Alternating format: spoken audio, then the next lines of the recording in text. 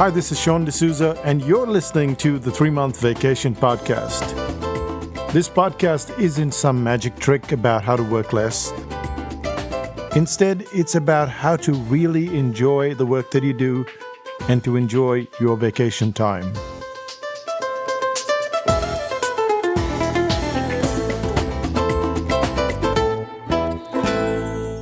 Hi, it's Sean, and you're listening to the 3-Month Vacation.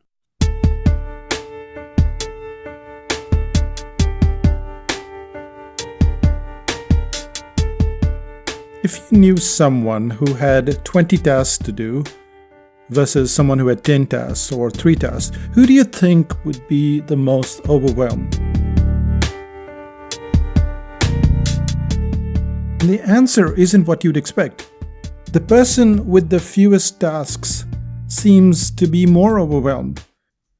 But does that mean that the person with the most number of tasks is less stressed? I woke up this morning after a Sunday siesta, wondering how life had taken me down a weird road.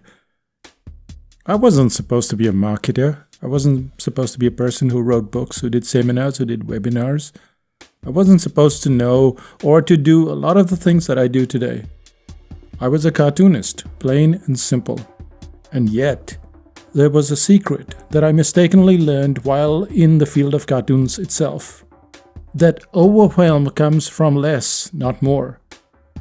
What a weird thought, right?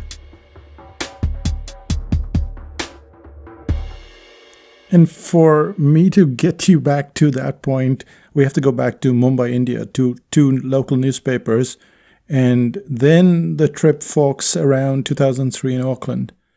And this concept plays out again.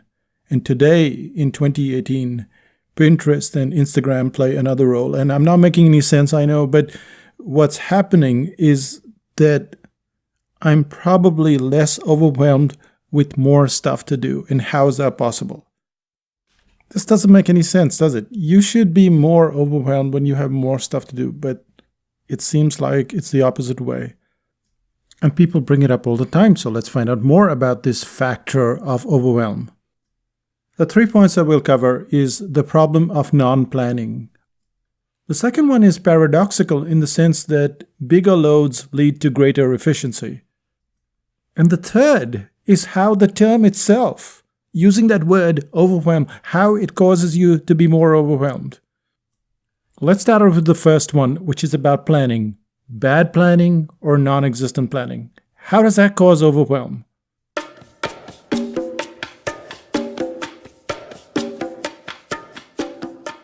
When we go back about 20 years, 25 years ago in Mumbai, India, I was a young cartoonist and I wanted to make a name for myself. I wanted to draw cartoon strips for the newspapers. These were local newspapers. And I looked at all the heroes in the marketing world. No, not marketing world, the cartooning world. And I thought, well, I want to be a cartoonist like them. So I tried to mail the big cartoon syndicates like United Feature Syndicate and King Feature Syndicate. All I ever got from them was a bunch of rejection letters. And then I wrote even to a friend of mine, a pen pal, who then sent my cartoons to San Jose Mercury News. And they very kindly sent me a rejection letter as well. So I decided, okay, that's not working. Instead of going to these big American names, I figured it would be so much easier to get into the dailies in Mumbai itself. Now, these newspapers were Indian, and I thought, okay, my chances are going to be so much better here. I was clearly wrong in my assumption.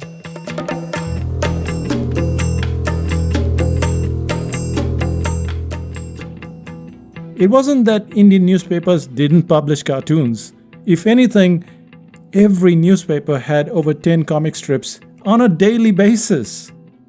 However, what I didn't know at that time was those comic strips were being dumped at rock-bottom prices into India and many other countries. I, on the other hand, wanted to be paid at least a moderately good fee just to do that work because it costs money and time. Now, the editors were getting those comics at a cheap rate, and it made sense for them to use it. But I was persistent, and I kept bugging two editors of two separate newspapers to accept my cartoons, even pitching two separate comic strips to them.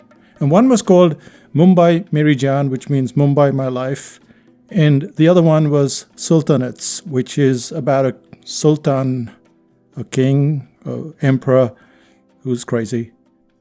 But no matter how much I pitched, all I got was rejection.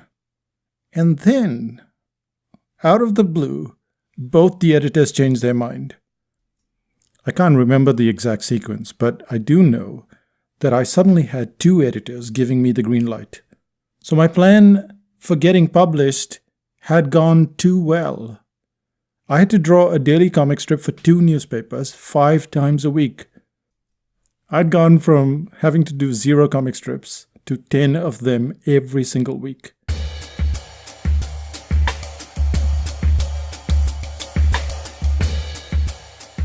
I found the experience to be a lot like the 30-day drawing or writing challenges that you see online. So a person isn't doing too much, they're not doing much drawing, they're not doing much writing, and then some challenge pops up online. And then this very same person turns out 150,000 words that month, or draws every single day. Even the ones that don't quite stick to the pace, they still put in quite a lot of work. But wait a second, don't these people have a life? How come they suddenly have time to do a cartoon every day or to write a couple of thousand words?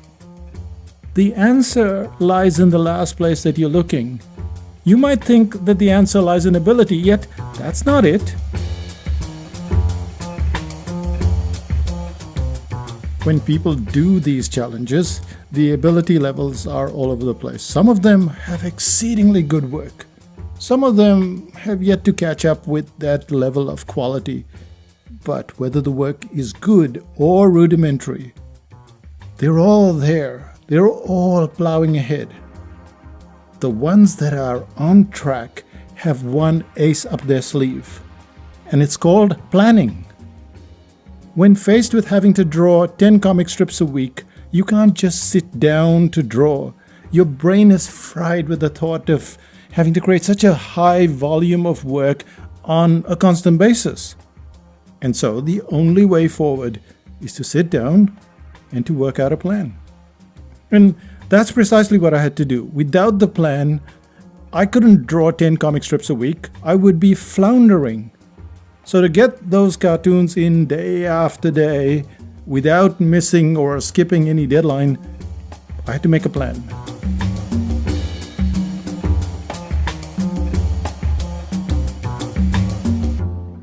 Time and time again, the people who are overwhelmed will almost not have that plan.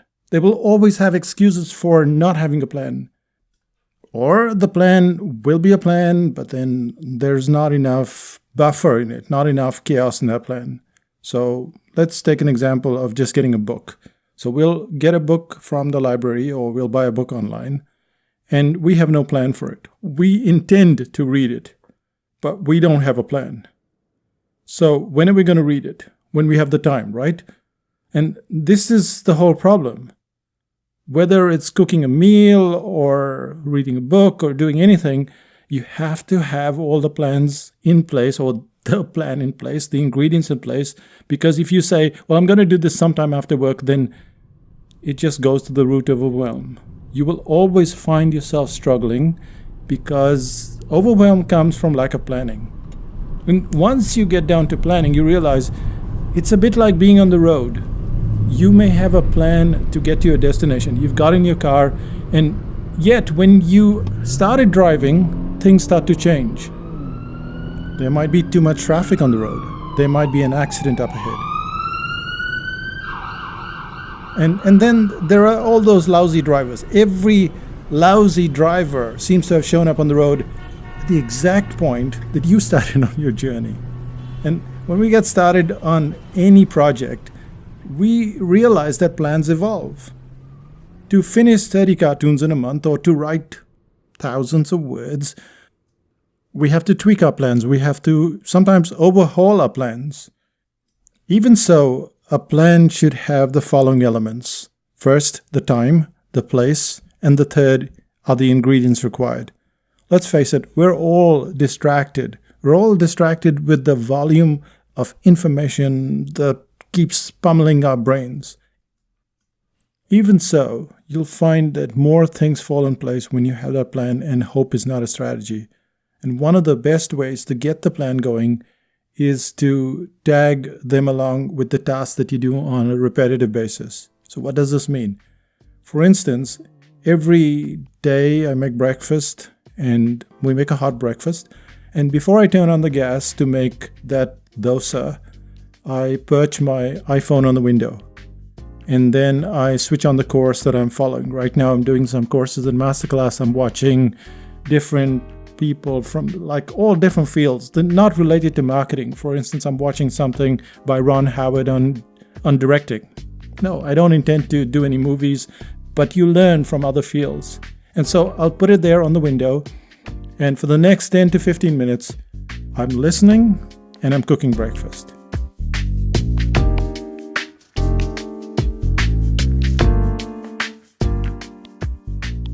Then after breakfast, I'll sit for 20 to 30 minutes to paint my watercolor diary. And this is connected to the breakfast. So it's before breakfast and after breakfast. And most people who get things done, most people who are extremely productive have this kind of routine.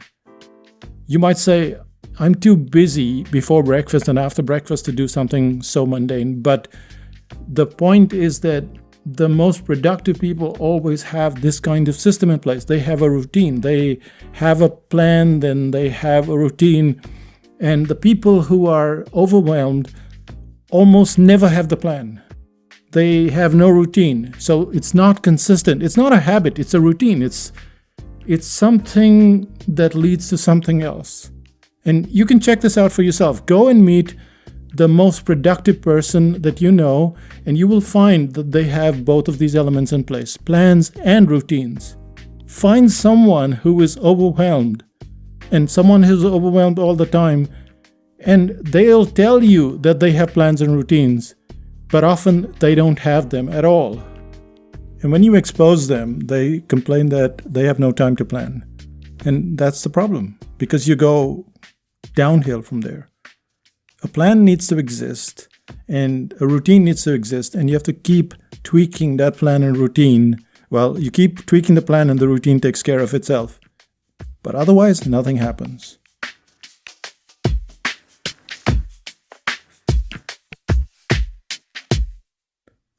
And one of the biggest upsides of planning is that it shows you when you're doing too much. So let's say you have to do some cartoons and you have to write, and then you have to learn Spanish and you have to do a whole bunch of things. And when you plan, you realize, I don't have time to do all of this stuff. So when we don't plan, we think, okay, we'll do all this stuff. But the moment you plan, you find that you are able to estimate. Not exactly, it's an estimate, but you are much better off than if you just decide, okay, I'm going to do all this stuff. And that's the first thing that most people who are very productive have. They have this planning system in place. But the second thing that they have is something called fluency. It's not talent, it's fluency. That's the second part of today's episode. Let's find out what it is.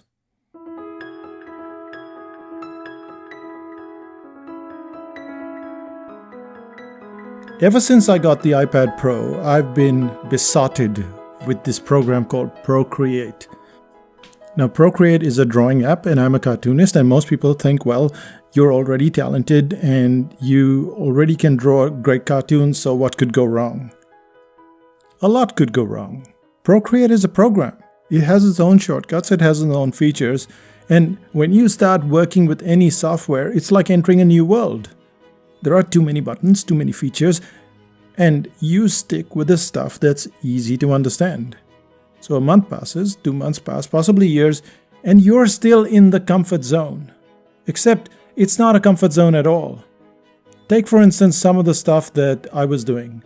So when you create a cartoon, you have to draw it in 2 layers, and there's a reason for this. The first layer often tends to be the outline layer, which is in black. The second layer, that's the color layer, and that sits below the outline layer. So from day one, I was drawing the outline and then laboriously putting in the color in the second layer. In short, I wasn't using the features of Procreate like they were meant to be used, and I was doubling my effort and getting worse results. Well, not worse results, but it was taking me more time. Now, look at all the work that you're doing, and you can be sure that you are wasting enormous amounts of time.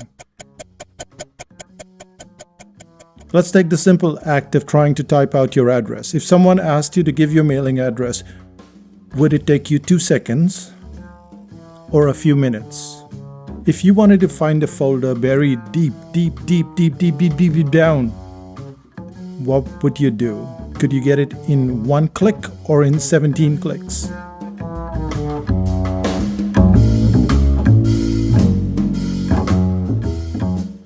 The difference between people who get a lot of stuff done versus those who struggle is merely the lack of fluency. Now, you may call it talent, but it's fluency. No one is born to find folders buried 17 layers down, and no one that we know is born with the talent to type out their address in 2 seconds. All of this speed is achieved through the power of fluency. You and I have technology at our disposal, but we choose to do things as we did on day 1 or day 2. So we say we know this program, we've been using this program, and then we fail to learn how new shortcuts work because, of course, we're busy. So now we fail to implement new features because we have life, and then this leads to a lack of fluency and leads to a drain of energy. And once your energy is drained, you've reached your state of overwhelm. However, it's not just technology that's at play. Skills like writing and drawing and cooking, they can all be fine-tuned so that you can get the job done at great speed. You could write a sales page in 3 days flat, or you could spend 2 weeks doing it. You could get a high-quality article done in 90 minutes, or you could take a few days.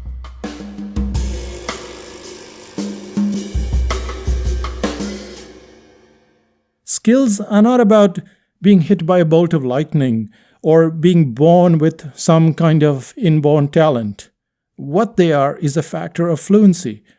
What you need to do is have these tiny increments of fluency day by day, week by week, month by month. The people who are overwhelmed take the longer route. The way to get away from that overwhelming feeling is to ask yourself, how can I do this task in X minutes or X hours? And the answer isn't as weird as you believe. In reality, most of us, we can reduce the number of hours that we spend on lots of tasks, and we can do it quite dramatically. But we have to ask the question, it seems impossible. How can I do this in half the time? How can I do this in 3/4 of the time? How can I do this? It's a factor of time. And it's not just time, because the more time we spend, the more energy we use. The more energy we use, the more tired we feel. And you know where this is going. There's no end point there. It just gets worse and worse. So try it for yourself. Reach for that folder right now. If you're sitting at your computer, or if you get to your computer, reach for that folder, deep down, 17 layers down. Can you do it? Can you do it in 1 second? If not, then you are at the gates of overwhelm.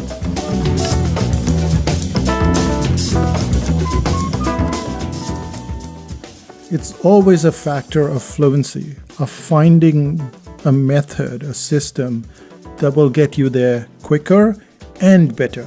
And this is what great writers, great cartoonists, great chefs, great whatever skill you want to take, this is what they do consistently. They look at not just speed, but they look at how we can get better in less time. Because once you get that way, then, well, there's no overwhelm, is it? And this takes us to our third part, which is using the word overwhelm.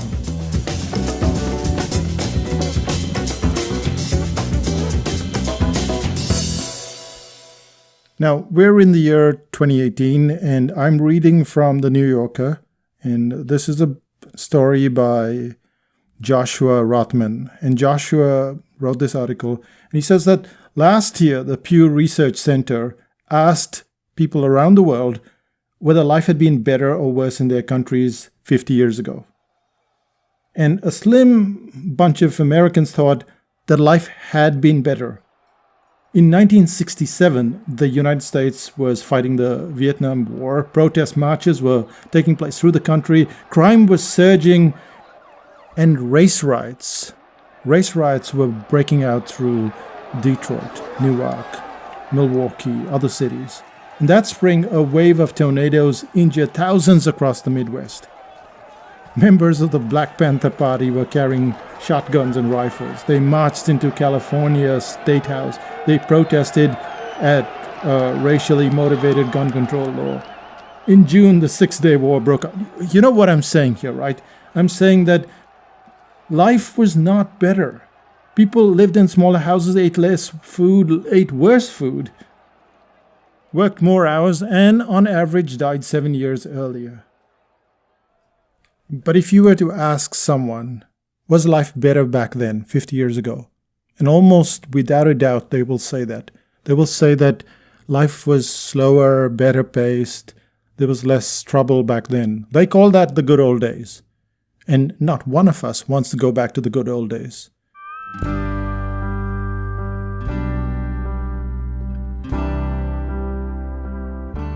Because if we were back in those good old days, we would have been completely overwhelmed. And this is one of the problems that we have today, is that people always think that they are worse off today in many ways, and life is so much more difficult now than before.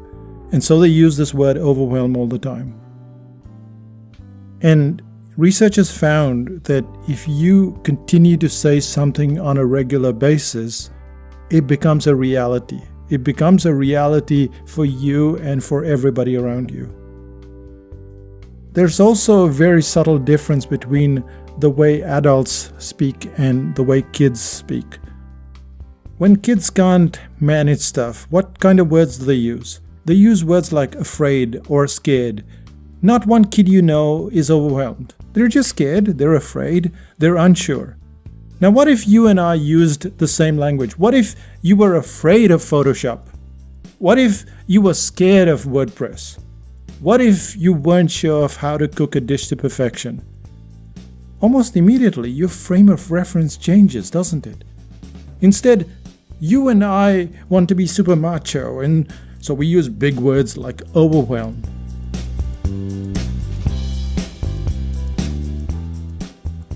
It's likely that if you use the word overwhelm, that alone will depress you, probably kill you. The way out of overwhelm is not exactly easy, but it does start with a word change. Fear, scared, afraid, that's a good start. And once you've accepted your fear, you can try and overcome that fear with steps. Tiny steps, little steps that you can take all the time. And then that takes you to this factor of fluency. Now, technology is on our side. And even seemingly difficult tasks like writing and drawing and a lot of tasks that we do as business people is just a matter of finding the right teacher. The right teacher has a good system, they have good groups, and as a result, you start to get these skills, you start to acquire these skills, you start to get fluency. You're able to do stuff in a much better way. But it does start with a change in language. If you use the word overwhelm, there's a pretty good chance that's the way you'll stay.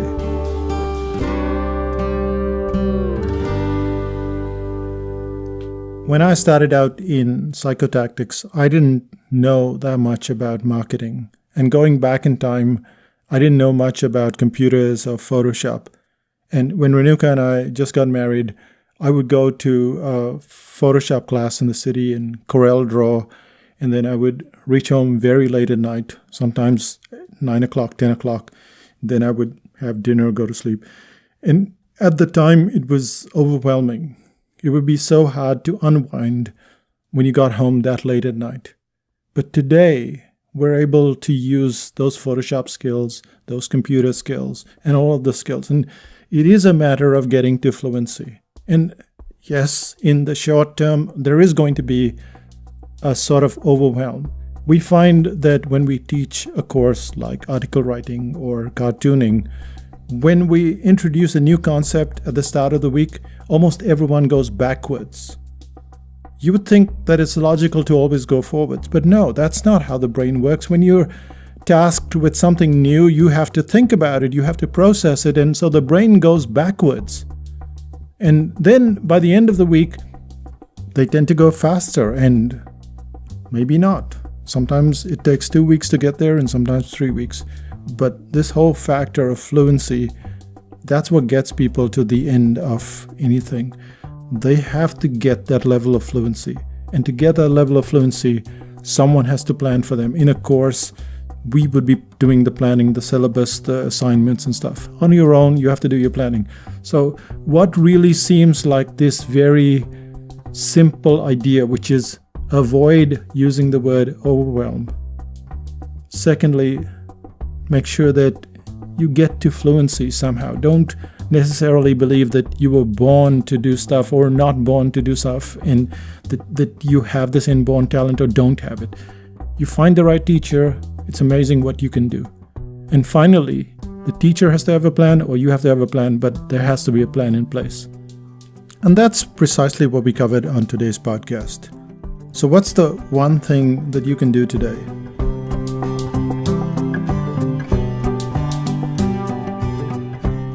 I think the one thing that all of us can do today is to stop using the word overwhelm.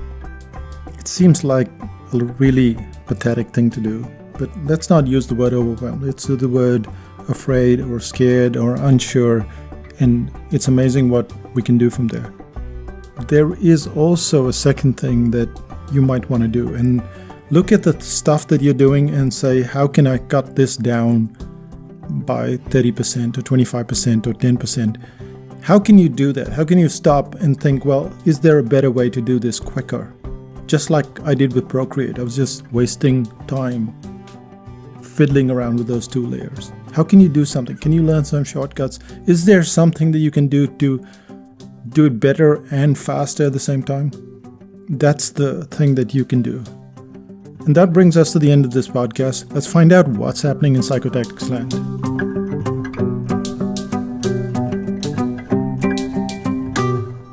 I don't know if I mentioned this, but the website's done. Well, it's not released yet.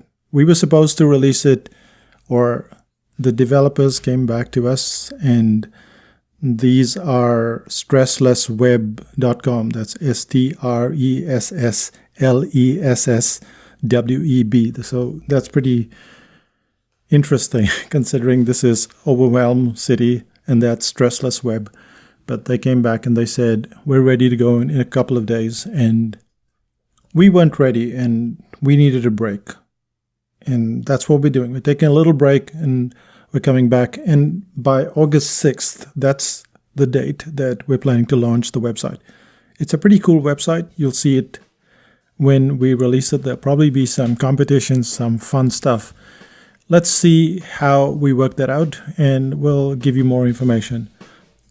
There's just one home study that's coming out on the 23rd of September, and that's about uniqueness. It's how to get your business to stand out.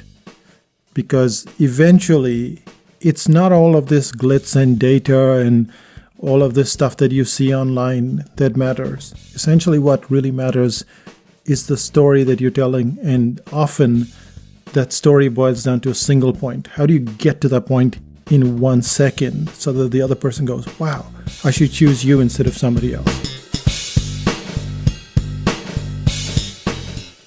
How do you do that? That's what we'll show you in the uniqueness course.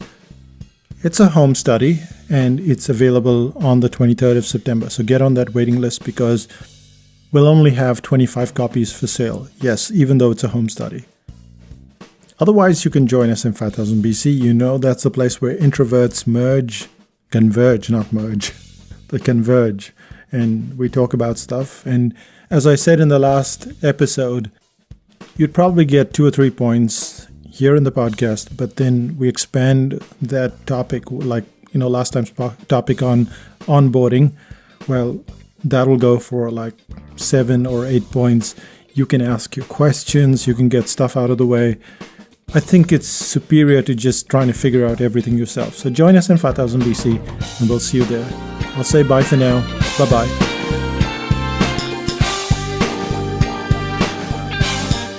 Still listening? Well, last week I was starting to get grumpy. And then the week before that, I was already grumpy.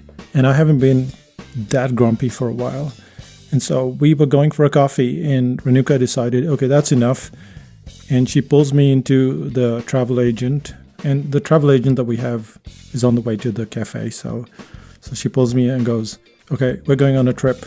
And of course, she wanted to go for 3 days. But once we're on that trip, I want to do like 7 days. So for the next 7 days, we'll be on a bit of a break so that we can come back and I can be fresh for more podcasts and the article writing course, which is, as you know, the toughest writing course in the world for me as well. That's me, Sean D'Souza, saying bye for now. Bye-bye.